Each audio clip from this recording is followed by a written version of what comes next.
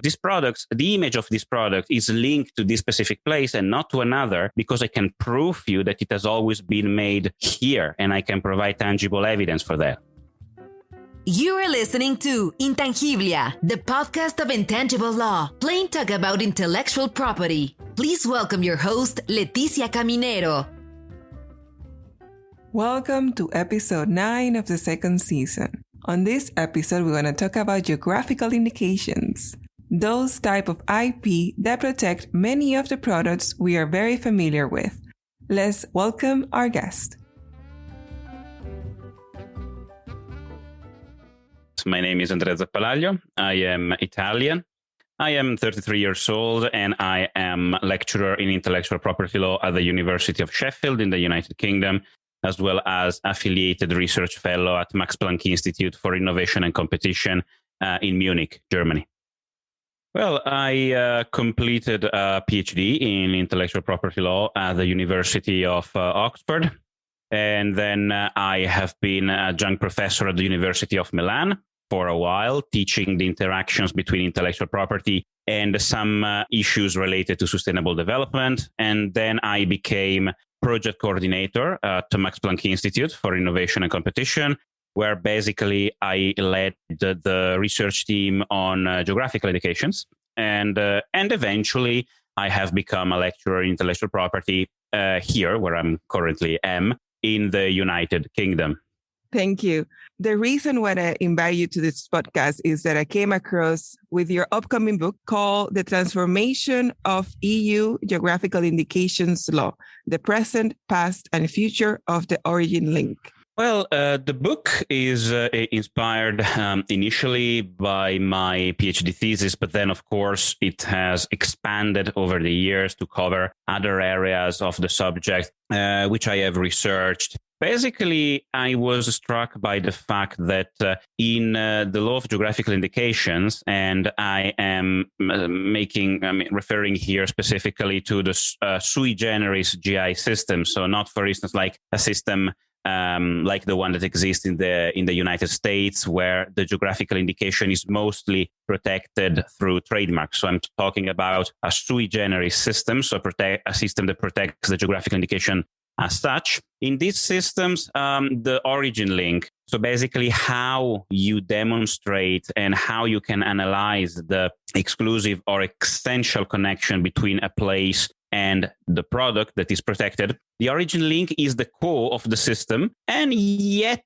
I saw little literature on the point, or maybe literature which was maybe not written in English. For instance, there was some French literature on the point, few English literature. And in this context, the idea of reputation of the product, maybe you remember Article 22 of the TRIPS agreement, which says that you need a connection based on quality, reputation, on other characteristics. And the reputational element, when we talk about European foodstuffs, has become statistically the most important linking factor. And yet no one really knew what that meant in practice, apart from generic market related reputation. And so I thought, okay, let's try to explore this topic and to understand something more.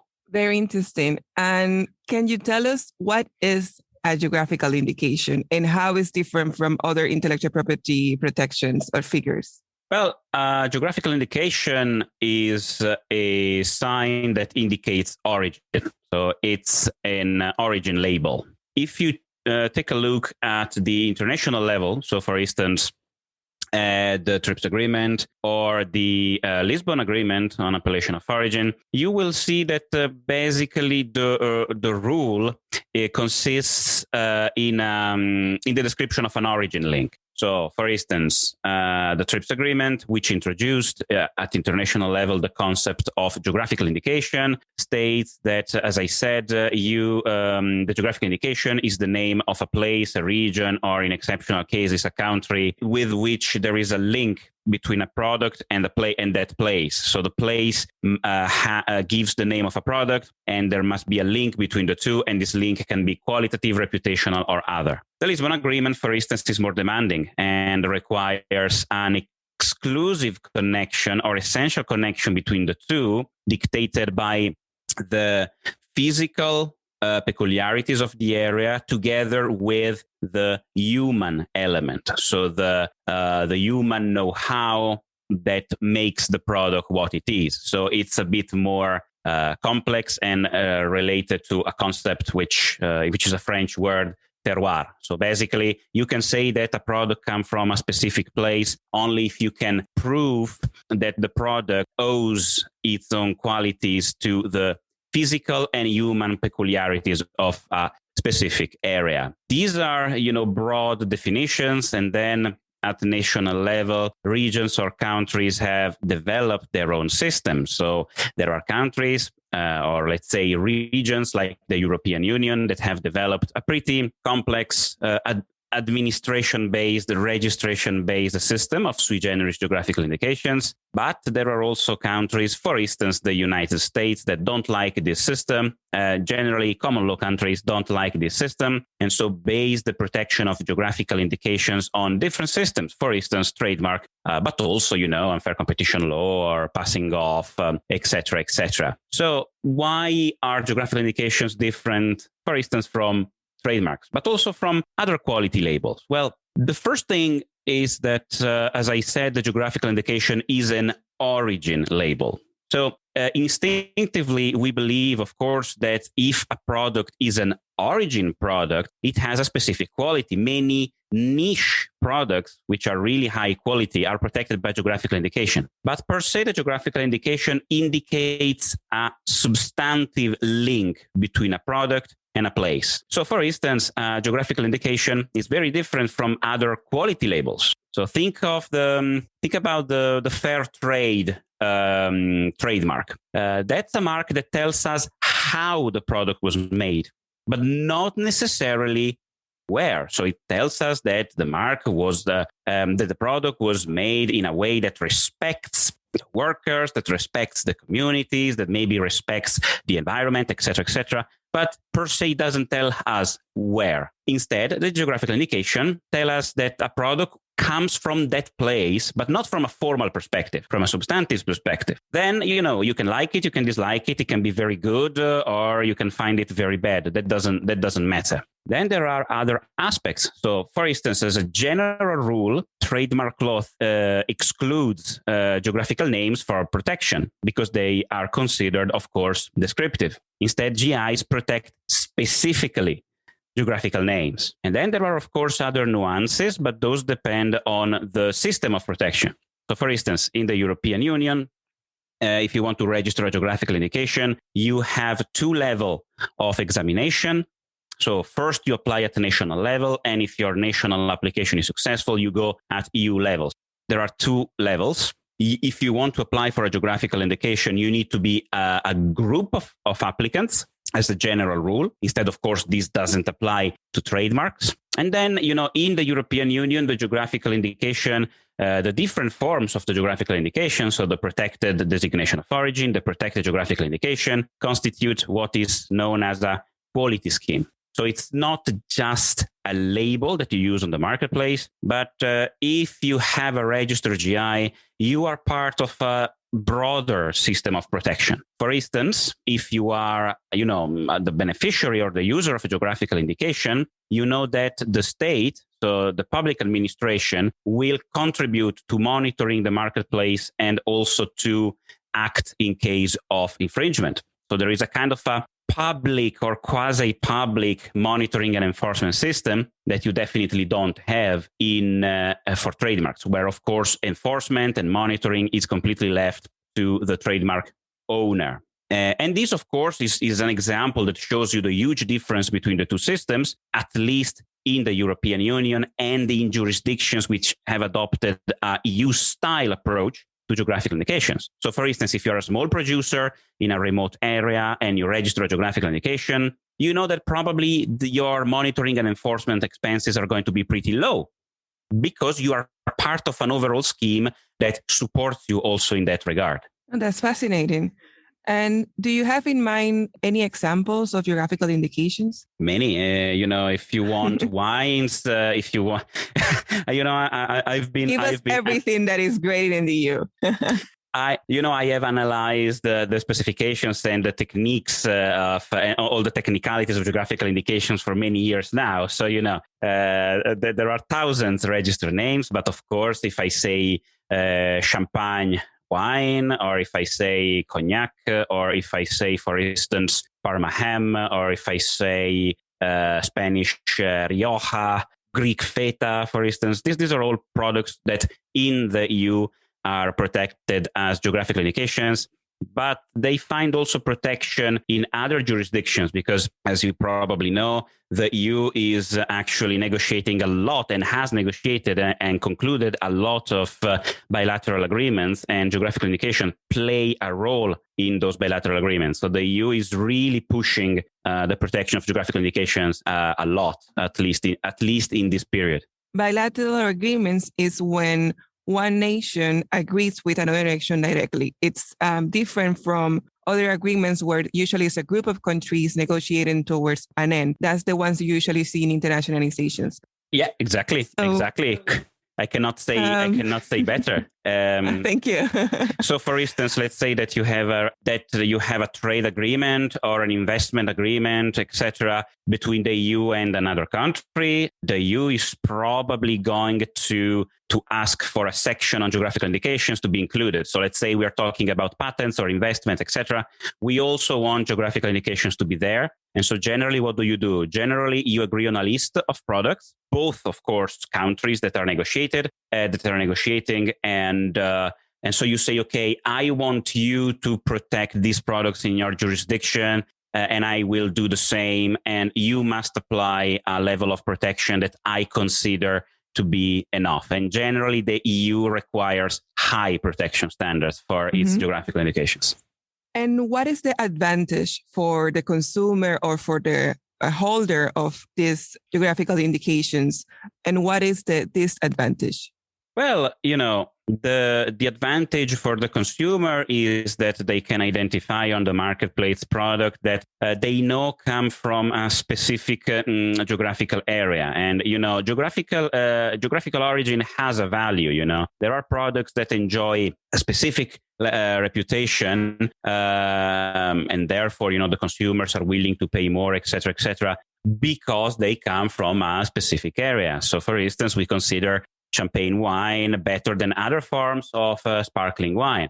So consumers are able to identify the origin of these products thanks to the labels. The problem is that often, if you look at the European Union, for instance, there are countries which have a very old, ancient tradition of appellations of origin and geographical indications. For instance, France and Italy, but also, for instance, Spain, to some extent, Greece and other. So there are countries where the consumers are more aware of the meaning of the geographical indication than other countries. And yet, if you take a look at the official figures of the European Union, basically, there is, for instance, an economic report that dates back to 2019, but it has been recently updated, if I'm not mistaken. You can see that the geographical indication work when it comes to supporting local communities. So it is true that the geographical indication helps the producers both from a promotional perspective and also from a really practical economic perspective. So GI products on average are, let's say, more expensive than ordinary products of the same kind. They are able to charge more. So there is an advantage for the producers. And also remember that the trademark have an owner. The geographical indication has beneficiaries or users. So you agree on a specification, you register it, but then the specification does not belong to you. This means that pretty much everyone who wants to make the product in the designated area can make that product. And as long as all the rules of the specifications are respected, it's like an open access IP right. Sounds strange, but geographical indications are strange. These, of course, cannot be done for trademarks. And this also means, if you think about it, that the geographical indication favors collective management of the production and pushes the producers to to work together, which is, of course, not always very easy. And this is why sometimes drafting specifications can take 4 years. But overall, I think the system is paying off. Disadvantages may be, of course, that first of all, in the European Union, geographical indications are super protected, maybe sometimes overprotected, and there is an ongoing debate. I make you an example. There is, if you take a look at the relevant regulation, you will see that the geographical indication is also protected against evocation. What's an evocation? No one really knows outside the European Union because it's not something that belongs to trademarks. Trademarks are based on protection against likelihood of confusion, or you have an enhanced level of protection for well-known brands. But you will not find the word evocation in any, at least not trademark laws I am aware of. So basically, the idea is that the geographical indication is protected against pretty much everything. And you cannot even mention, a geographical indication on the marketplace, because that would be an evocation. And there was a recent case about a cheese where basically they said that evocation is also mimicking the famous shape of a well-known GI kind of cheese. So I believe we are going a little bit too far. And every time I talk to a colleague who's not European, for instance, from Australia or Canada or the United States, they say, please, whatever you do, please cut the word evocation from your law because it doesn't exist. We don't know what it is. And you are exaggerating. So GIs are a very important topic in the EU. I think they are extremely policy sensitive. Think that the current president of the European Commission, Mrs. von der Leyen, she even mentioned specifically geographical indications in the letter that she sent to all the European commissioners when she was elected president of the commission. So in the letter that she sent to the Commissioner of Agriculture, she explicitly said, you must focus on the protection of geographical indication. And that was the first time it happened in the history of the European Union. You are listening to Intangiblia, the podcast of intangible law, plain talk about intellectual property. There is an exception in the trademark world that, let's say that my business is repairing a specific product. So let's say I have the one we always use. I repair cars and I need to showcase which cars I'm able to repair. So for that, I'm allowed to use the brand names of Toyota, Nissan, and so on. And I'm not infringing on trademark because that's the only way I can do my business. So in the geographical indication world, according to this evocation specification, it is not possible then. It's as a general rule, the answer would be no. Then, of course, you can use the name of the geographical indication to make your business. So let's say that you are selling those products. Maybe you're not a producer, but you are a seller of those products. Oh, of course you can do. There have been issues. For instance, think of this scenario. There is a famous product protected by GI, and there are some producers that live in the same area, but they don't agree with the specification, or anyway, they don't want to join the producer association. Those minorities sometimes, not always, because it is possible to find solutions, but there have been cases where sometimes these niche producers who don't want to join the producers association that have registered the GI or don't want to follow the specification because they don't agree with it, they cannot use the same geographical name. So maybe they can use a more generic name, but using the geographical name can be extremely dangerous for them. Yes, of course, because it's also a way of protecting the consumer. Because when the consumer looks at the product and sees the geographical indication, it assumes that it has the same processing, the same elements, and the same conditions as the one that usually follow the steps that everyone agree on.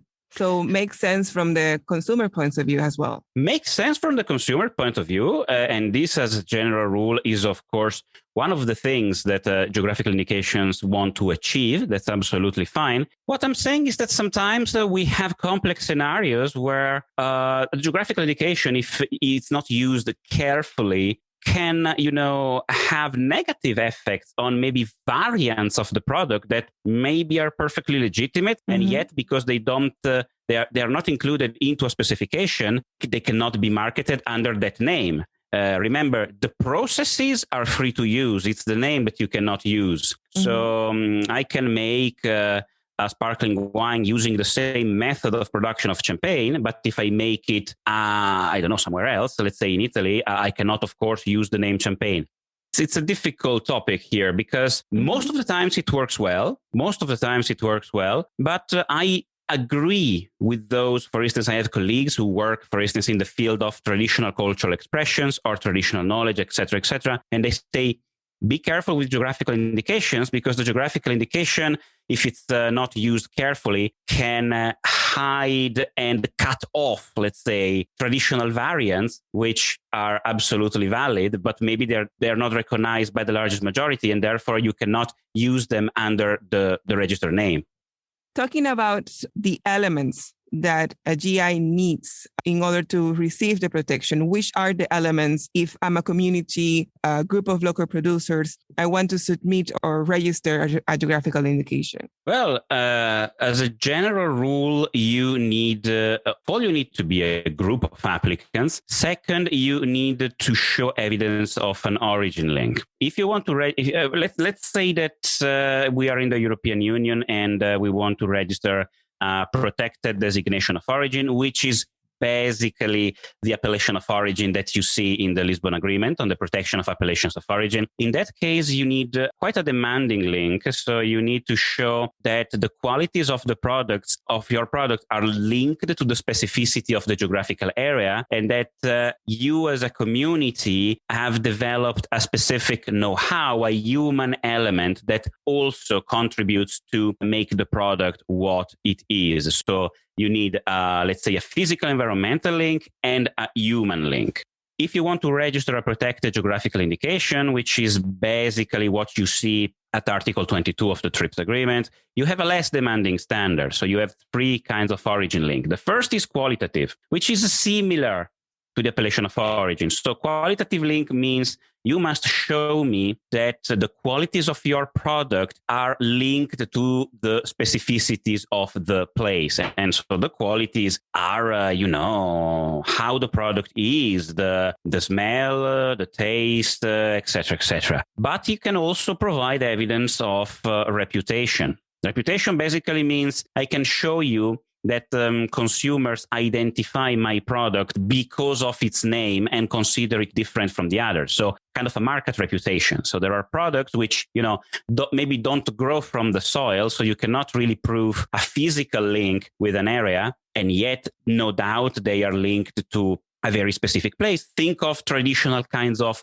bread, for instance. Bread doesn't grow from the soil, but yet it's pretty clear that very famous kinds of bread are associated by the consumers to a specific place. Then how you provide a reputational, an evidence of reputation, it varies. It can be consumer surveys, it can be books of recipes, but can also be, and this is pretty fascinating, historical evidence. So basically you can say, this product, the image of this product is linked to this specific place and not to another, because I can prove you that it has always been made here, and I can provide tangible evidence for that.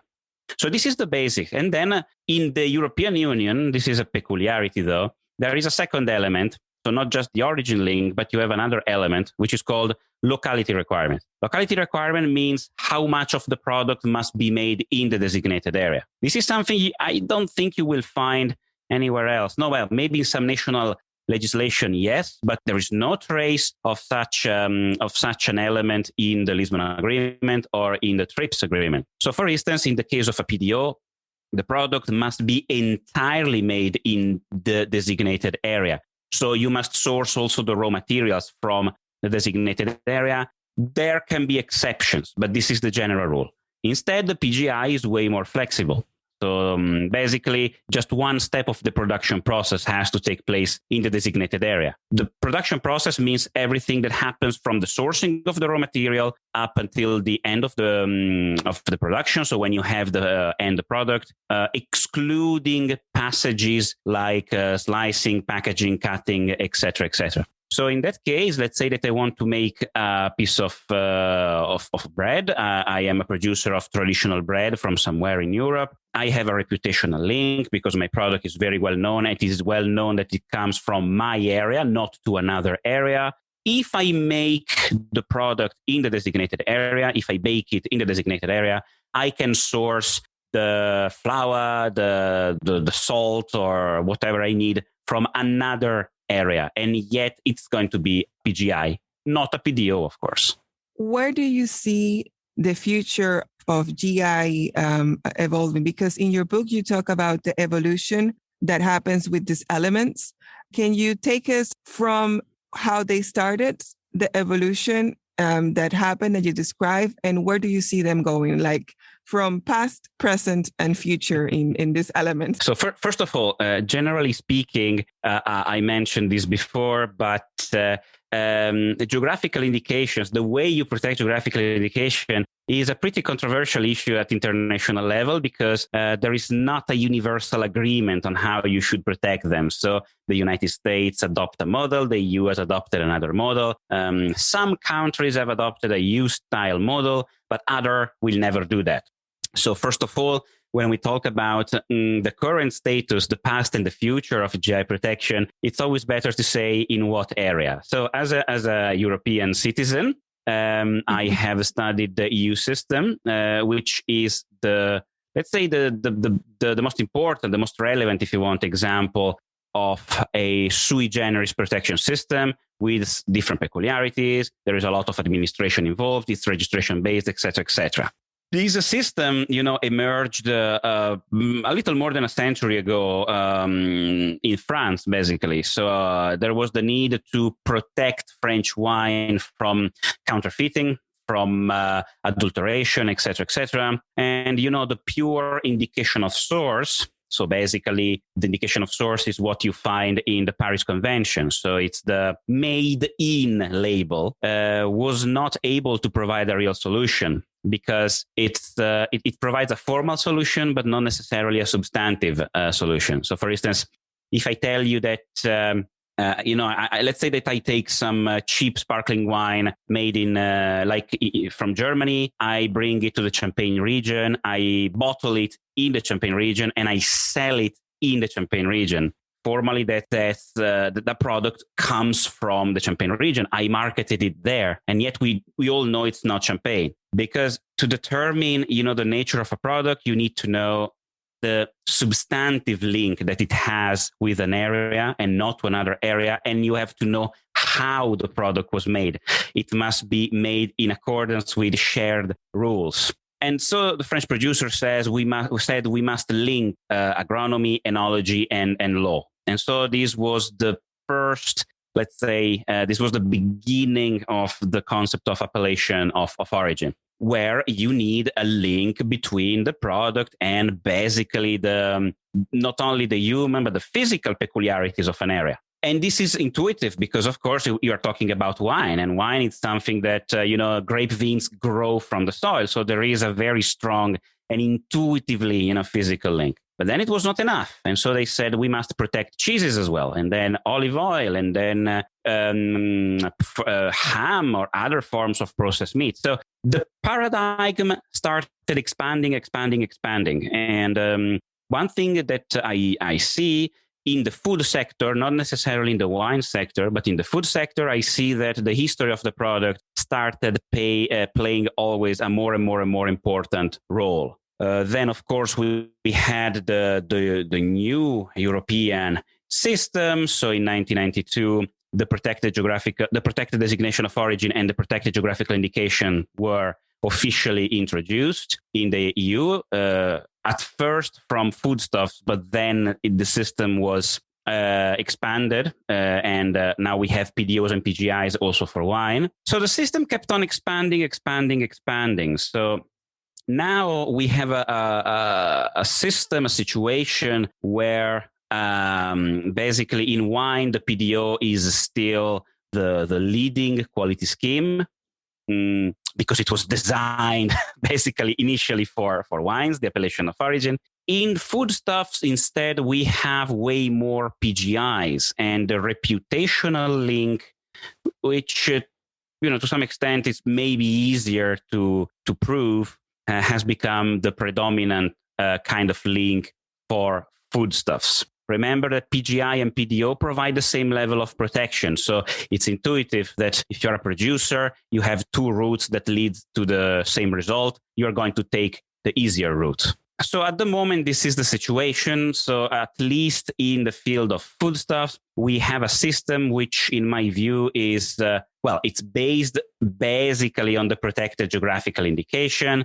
And these protected geographical indications are based, of course, on the market reputation of the product, but more and more also on what I call the historical element, which means evidence of the history of the product that links the product and the image of the product to a specific place. What is the future? The predominance of the PGI, I think, will lead to the expansion of the EU model to non-agricultural GIs, because this is a very weird thing, very EU peculiarity. So in the European Union, we protect wine, spirits, aromatized wines, foodstuff, but not non-agricultural products, basically handcrafts. This is a unique peculiarity of the European Union, which cannot be explained from a legal or technical perspective, because we have a country, for instance, like India. In India, the model of protection of GIs is very similar to the protected geographical indication, which is basically a different form that the TRIPS geographical indications can take. And India protects way more non-agricultural products than agricultural products. So the EU doesn't do that for historical reasons. In fact, I am currently working as advisor for a EU project which is researching on a possible expansion of the EU system to non-agricultural GIs. I am convinced that from a legal perspective, it can be made. And also that, the PGI is based on the reputation of the product, can be based on the reputation of the product. And this means that pretty much any product can have a reputation linked to a place. You don't need something that grows from the soil to fulfill this requirement. So I think that is going to be the future. So an expansion of the system. Maybe the EU is thinking of, maybe the EU Court of Justice is thinking of strengthening the protection even more. I don't know, because over the last year, we have seen decisions that have really provided super strong protection. So I don't know whether we have already reached the ultimate level or not.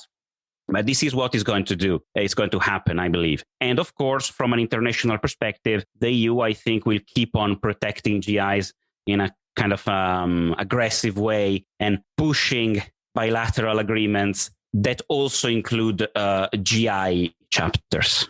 Yeah, well, aggressive, let's say protective way. Yeah, I mean, some people say protective, some other people say aggressive, because many times, at least this is what negotiators from third countries have said, GIs have become many times a kind of a deal breaker, to say you either add this chapter or not. Of course, European producers are extremely happy.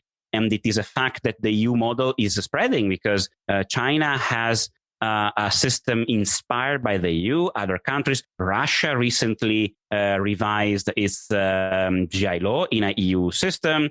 India has a different system, but anyway, the general principles are the same. So maybe it's not just because the EU is bad. Maybe it's because different jurisdictions are recognizing the value of an EU-style level of protection. Also, countries in South America, for instance, are taking this into consideration. One of the things about intellectual property, sometimes even if you have all the rights, you have all the registrations, it's very hard for you to assert those rights, because probably you don't know where to go. Not as easy to pursue if someone is infringing your IP. But in the scheme that you're describing to us in the EU, there's actually, it's not only that you are part of a community because you hold a GI, but also the EU itself protects everyone that it's under the GI just protects them and pursue whoever will be overstepping or violating those rights, which is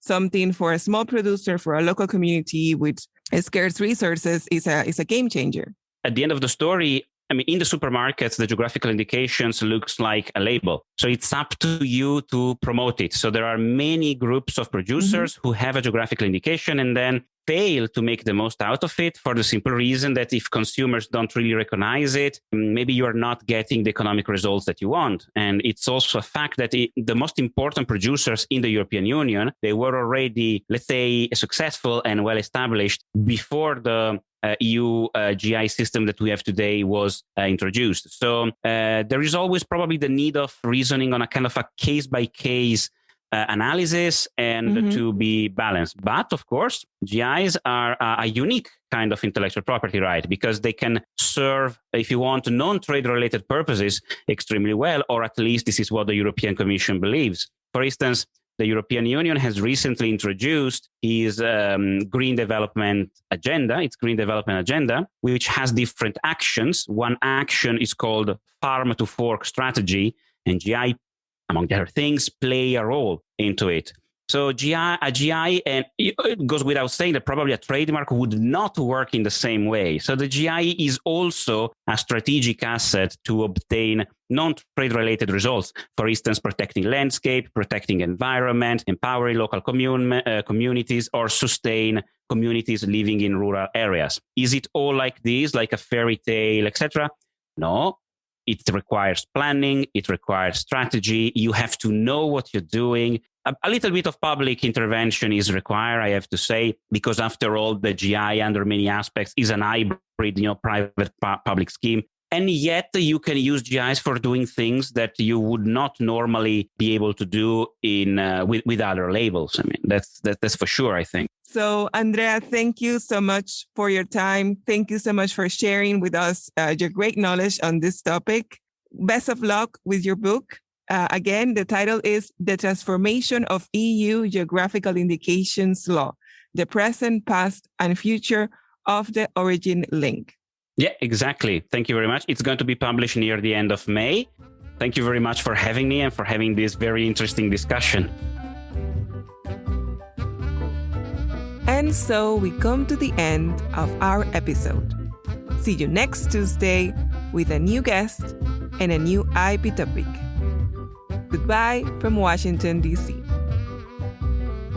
Thank you for listening to Intangiblia, the podcast of intangible law, plain talk about intellectual property. Did you like what we talked today? Please share with your network. Do you want to learn more about intellectual property? Subscribe now on your favorite podcast player. Follow us on Instagram, Facebook, LinkedIn, and Twitter. Visit our website www.intangiblia.com. Copyright Leticia Caminero 2020. All rights reserved. This podcast is provided for information purposes only.